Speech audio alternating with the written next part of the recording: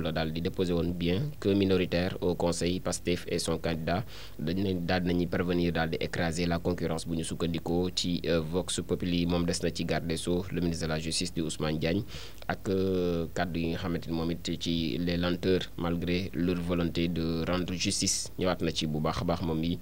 di Vox Populi l'observateur ci arrêt de la chambre financière statuant sur l'appel contre l'ordonnance de refus de mise en liberté provisoire bu Lat Diop bi la daal di xëye moom itam ci xëtam mu njëkk ak les failles du rapport d'expertise comptable ne daal am na ay rëq-rëq moom rapport expertise comptable bi ñëwaat na ci moom mi ngi ci xët bu njëkk bu l'observateur mu ni nag selon l'arrêt numéro 62 de la chambre financière bu pôle judiciaire financier bi moom rapport bi dafay rapport d'expertise comptable bi nga xam daté nañ ko du 9 mai 2025 dafa daal di établir que maître Babacar Ndiaye présenté comme élément nouveau contre l'ex-DG de la LONASE dafay souffrir d'insuffisance même d'une tare congénitale entre autres yoo xamante ni moom ñëwaat na ci di ay poñ par poñ moom l'observateur ci xëtam mu njëkk tey journal article bi mu ngi ci page 3 bu édition bu tey bi des na ci Madina Mankagne ak li nga xamante ni moom moo di ki nga xam ne dañ ko abandonné par sa femme moom mi di wuyoo ci turu M Sambou dafa daal di sotti boppam essence rek taal boppam avec ses enfants son fils décède donc sa fille lutte pour sa vie moom mi nga xamante ni ma nga amee ca Madina Mankagne donc ñëwaat na ci bu baax a baax moom mi di l'observateur des na ci projet de loi bi nga xamante ni moom moo ñeel moom mooy le projet de loi numéro 12 2025 ak débat musclé bi nga xam ne am na fële ci assemblée nationale autour du départ de Serigne Bassirou Gueye ci bopp OFNAC entre assainissement juridique et règlement de compte politique noonu la ko xëyee xaatim moom mi di l'observateur le quotidien des ci victoire bu Abass Fall ca bopp mairie bu Dakar Pastef prend tous les pouvoirs ne Pastef daal jël na pouvoir yëpp mooy bu mi les défis donc du nouvelle élite ñëwaat du nouvel édile ñëwaat na ci moom ak lundi noir pour Barthélémy Dias taxawu perd sa vitrine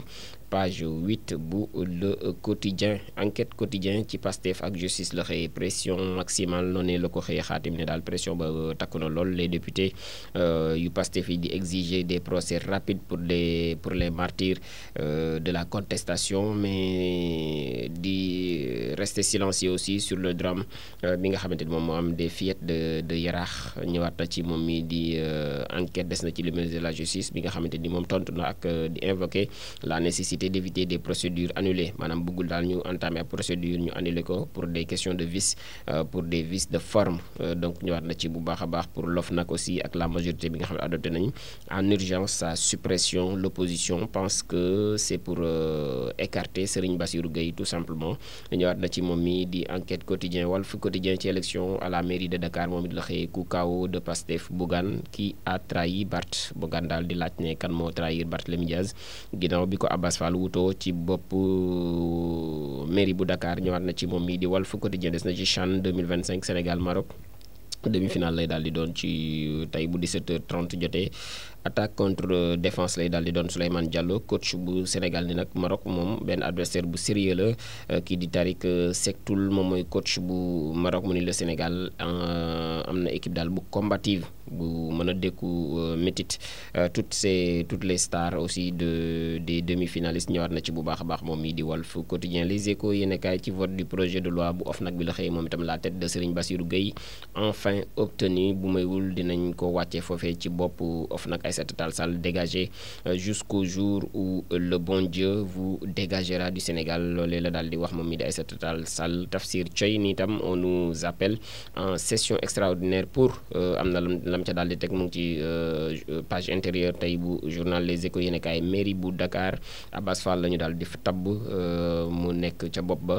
remaniement donc en gestation buñ mayul daañu ko tëggaat équipe municipale boobu lay ñëwaat na ci moom mii di Les Échos L'As Quotidien sax di ko feelu ci mairie bu Dakar boobu lay Abass Fall chip la poste de à l'opposition moom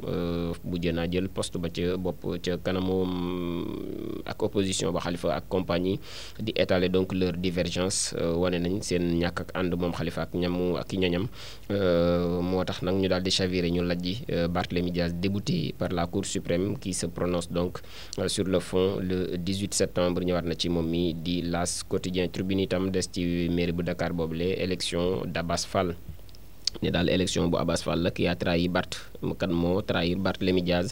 kii de Benno ou Taxawu a offert donc la mairie au Pastef muy samp laaj moom journal bi kan moo jox mairie bi waa Pastef waa Benno wala waa Taxawu donc ñëwaat na ci bu baax a baax moom Tribune ci laaj googule l'informé itam des na ci unité 16 des Parcelles Assainies ak benn ndaw goo xam ne 9 ans la am xale bu jigéen dañ ko daal di violé dans une école coranique ci ab l'école bu ñuy jàngale arabe wala alquran qu'importe fa lañ ko daal di sàkkoo yàkkataan ko fa donc arrêté et confronté aux preuves moom prédateur sexuel boobee dafa nangu ni moom moo def jëf ji ginnaaw bi ñu ko tegee yoxoo ñëwaat na ci moom mi di l'informé drame bi nga xamante ni bu indicible la itam am na fële ca Kantène un père boo xam ne dafa daal di jël essence sotti ci boppam sotti ñaari doomam daal di taal kenn ci doom yi ñàkk na bakkanam kenn ki nag mu ngi ci diggante dund ak dee ñëwaat na ci moom mi di l'informé des na ci Bibiche Ndiaye bi nga xam moom it interpellé nañ ko son clip fu mu dal baax na daal dinay déclencher la tempête moom tax nañu daal di koy convoqué moom mi di Bibiche moom l'informé xëy na ci xaatim source a itam des ci ki nga xam dañ ko investir de son poste de premier adjoint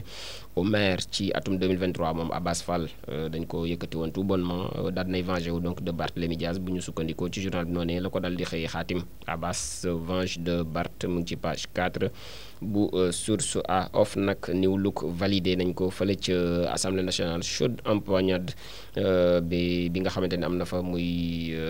donc ci projet de loi bu nag boobule page 5 6 bu source a bu tey bi ci la daal di xëy direct news itam ci victoire bu Abass Fall xëy à la mairie de Dakar rendre à Sonko ce qui appartient à Ousmane loolee la Abass Fall wax wala loolee la direct news xëy tey nañ jox Sonko lii nga xamante ni moom la Ousmane moom donc Ousmane ay Sonkoy Ousmane mu ngook ñëwaat na ci moom mi lu tax mu wax lu ni mel mu ngi ko yaatal bu baax a baax ci xët bu njëkk bu direct news bu tey ji la yor bi itam ci lundi noir pour Barthélémy Dias bi la xëyee la Cour suprême donc le déboute Abass Fall s'installe à la mairie de Dakar ñëwaat na ci bu baax a baax ci élection donc bu mairie bu Dakar boobee point actu itam des ci revers bi nga xam ne moom la Barthélémy Dias jël la grande famille socialiste en plein séisme politique xëy na ci xaatim ak la descente aux enfers bi nga xamante ne entamé nañ ko en 2000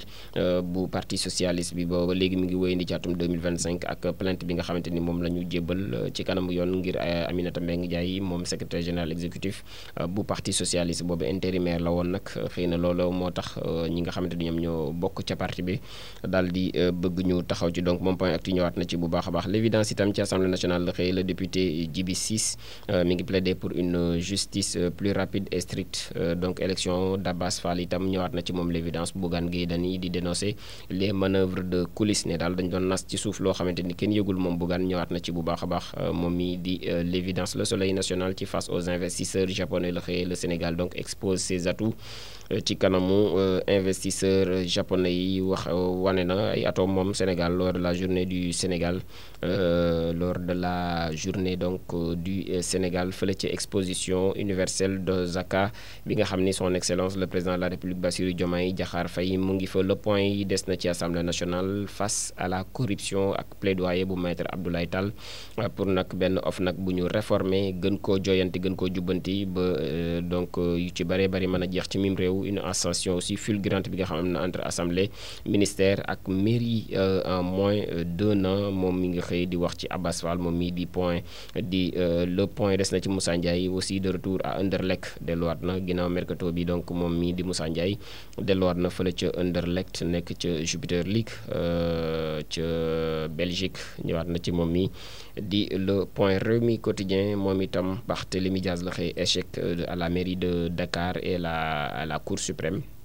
le bleu ou le blues de jazz ñëwaat na ci moom mi di Rewmi quotidien yax la tàggat yaram ak Rewmi quotidien sport plus moom mu nga xëy ak Nicolas Jackson ca Bundesliga la jëm accord entre Nicolas Jackson ak Bayern Munich dafay daal di signé ci club bavarois boobee moom mi di Nicolas Jackson ginnaaw bi mu tout bonnement nekkee indésirable fii ci Chelsea Football Club. Élection du président de la fédération sénégalaise de football Madi Touré déposé na ab recours auprès de la fédération sénégalaise de football. Point actu sport moom itam ci CHAN 2025 la xëy Souleymane Diallo nous avons les armes pour répondre présent face au Maroc ne daal am nañ gànnaay yi ngir taxaw jàmmarloog équipe bu Maroc bi moom mi di Souleymane Diallo coach bu équipe nationale locale bi lay mercato. Nicolas Jackson se rapproche donc du Bayern Munich. Tribune Sport itam des ci Sénégal Maroc le tenant du titre défie le plus titré ki yor titre bi moom mooy défier ki nga xam moo ëppi trophée ci compétition boobu lors de leur donc présentation moom Ada Fass di confiant me prévient ñoom ñaar seen combat ficelé nañ ko. record itam des ci Jean-Jacques Boissy révélation la moom ci Afrobasket bi ñu gën meilleur marqueur donc sur un match moom Jean-Jacques Boissy fait vaciller les légendes jamono ji nag yëngal na légende yi ci wàllum basket bi fii ci biirum Sénégal ñëwaat na ci moom CHAN ak demi-finale Maroc Sénégal tey bu 17h30 jotee lay daal doon les Lions pour une deuxième finale d'affilée. Souleymane Diallo un match donc hyper important face à un adversaire très sérieux noonu la ko daal di xëy xaatim li daal moo gën a fës globalement ci yéenekaay yi tey gënoon fës